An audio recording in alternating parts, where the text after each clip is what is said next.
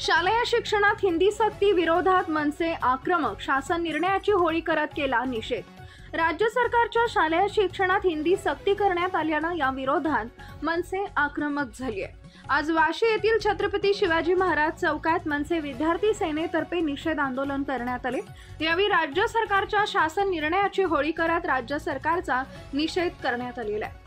हिंदीची सक्ती करत पुढचा मुख्यमंत्री भैया करण्याचा डाव दिल्लीश्वरांचा दिसतोय आणि याला मनसे तीव्र विरोध करेल अशी प्रतिक्रिया मनसे शहर अध्यक्ष गजानन काळे यांनी व्यक्त केली आहे। माननीय आशिष शेलार यांनी काल राष्ट्रीय शिक्षण धोरण 2020 चा उल्लेख केला।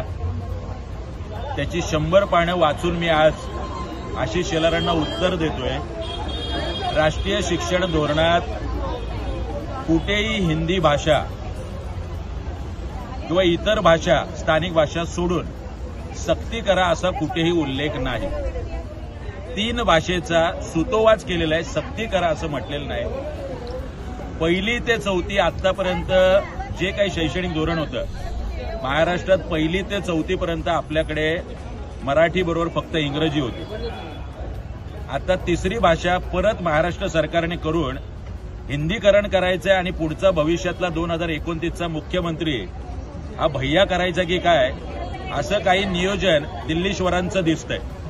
त्याला संपूर्ण विरोध सन्माननीय राज्यसभेने काल केला आणि आज प्रतिकात्मक स्वरूपात या राज्य शासनाचा धिक्कार करून, निषेध करून आम्ही त्या शासन निर्णयाची होळी केलेली आहे। कुठल्याही पद्धतीने हिंदी आणि महाराष्ट्राचं हिंदीकरण आम्ही होऊ देणार नाही।